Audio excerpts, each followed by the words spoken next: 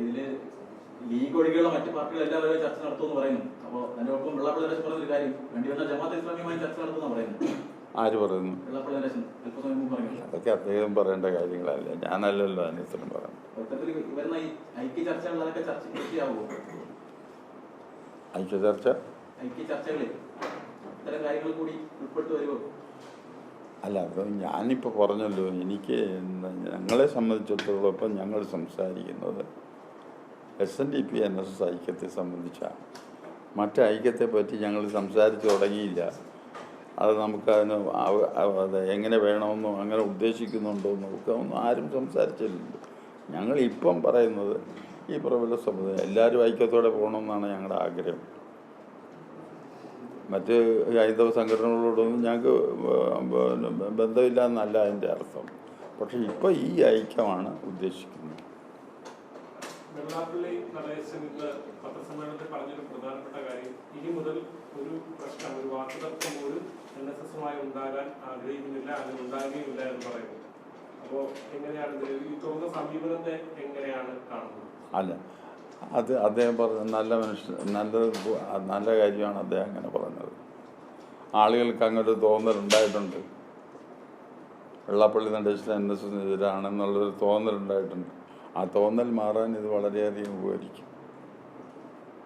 നേരത്തെ ഒരു ഘട്ടത്തിൽ സഖ്യം ഉണ്ടായതായിരുന്നു, അദ്ദേഹത്തിൽ സംസാരിക്കുകയും ചെയ്തായിരുന്നു. പിന്നീട് പലതരത്തിലുള്ള അഭിപ്രായ വ്യത്യാസങ്ങളടക്കം ഉണ്ടാകുന്ന സാഹചര്യം ഉണ്ടായിരുന്നു. അല്ല, അത് ഈ സംവരണമായിരുന്നു അതിൻ്റെ ബേസ്.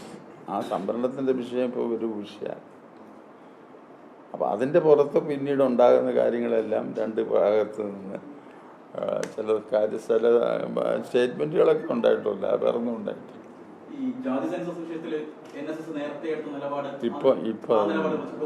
ഇപ്പം അതൊന്നും ഞാൻ പറയാൻ വയ്യ. നിങ്ങളെല്ലാം കൂടി ചോദിക്കാതെ.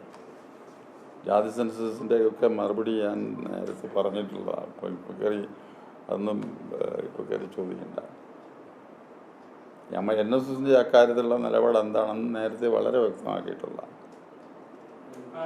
ഒരു പ്രധാനപ്പെട്ട കാര്യമുള്ളത്, ഈ തുറന്ന സമീപനത്തോട് ഇനി വരുന്ന കാലത്തുള്ളത് രാഷ്ട്രീയ സമീപനം ഉൾപ്പെടെയുള്ള വിഷയങ്ങൾ ചർച്ച ചെയ്യാൻ സാധ്യതയുണ്ടെങ്കിൽ ചർച്ച ചെയ്യും.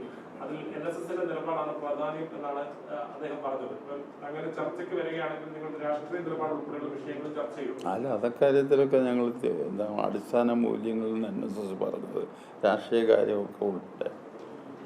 രാഷ്ട്രീയത്തിൽ ഞങ്ങൾ ഇപ്പോൾ സമദൂരം തന്നെയാണ്. അതാരുമായിട്ടും ചർച്ച ചെയ്ത് മാറ്റാനൊന്നും പറ്റുന്ന കാര്യമില്ല. ആ ഒരു സമീപനം ആ സമീപനത്തോട് അദ്ദേഹത്തിന് യോജിപ്പുണ്ടോ ഇല്ലയോ എന്നൊന്നും അറിയാം. അല്ലെങ്കിൽ ഞങ്ങളതിന് കൂടെ പോകും, അദ്ദേഹത്തിൻ്റെ രാഷ്ട്രീയത്തിൽ കൂടെ അദ്ദേഹത്തിന് പോകും. അത് ഐക്യത്തിന് തടസ്സമാവുകയും ആ നിലപാട് വന്നാലും ഈ സമദൂരം എന്നുള്ള നിലപാടുമായി മുന്നോട്ട് പോകും. അതോടൊപ്പം തന്നെ സഹകരിക്കാവുന്ന മേഖലകളിൽ സഹകരിക്കുമെന്നാണോ പറയുന്നത്? എന്നല്ലെന്ന് NSSൻ്റെ അടിസ്ഥാന മൂല്യങ്ങൾ ഉണ്ട്. ഇപ്പം NSSൻ്റെ അടിസ്ഥാന മൂല്യങ്ങൾ 3-4 കാര്യങ്ങൾ അടിസ്ഥാനമായിട്ടുണ്ട്. അതിന് കോട്ടം വരുന്ന തരത്തിൽ ഒരു ഇത് ഉണ്ടാകത്തില്ല. പ്രവൃത്തി ഞങ്ങളുടെ ഭാഗത്തുനിന്ന് ഉണ്ടാകും. അതിനകത്ത് രാഷ്ട്രീയവും ഒക്കെ ഉൾപ്പെടും, മതസൗഹാർദ്ദവും രാഷ്ട്രീയവും എല്ലാം ഉൾപ്പെടും.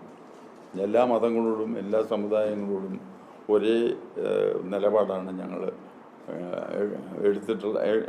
എടുക്കാനുള്ള ഞങ്ങളുടെ ആ അടിസ്ഥാന മൂല്യങ്ങളിലൊന്ന് പ്രധാനം അതാണ്. ഞങ്ങൾ ഏതെങ്കിലും മതത്തിനോട് വഴക്കിന് പോയിട്ടുണ്ടോ? ആരെയെങ്കിലും കുറ്റപ്പെടുത്തി ഏതെങ്കിലും? SNDP NSSൻ്റെ ഐക്യം ആ നേരത്തെ വന്നപ്പോൾ ഈ ഒരു വിഷയം നിന്നതുകൊണ്ട് ആ കാര്യത്തിലല്ലാതെ ഞങ്ങൾ ആരോടും ഒരു ഗുസ്തിക്കും ഞങ്ങൾ ഇതുവരെ പോയിട്ടില്ല, പോകാൻ ഉദ്ദേശിക്കുന്നുമില്ല. എല്ലാവരോടും ഒരുപോലെ സൗഹാർദ്ദം ആയിട്ട് തന്നെ പോകണം എന്നുള്ളതാണ് ഇതിൻ്റെ അടിസ്ഥാന മൂല്യങ്ങളിലൊന്ന്.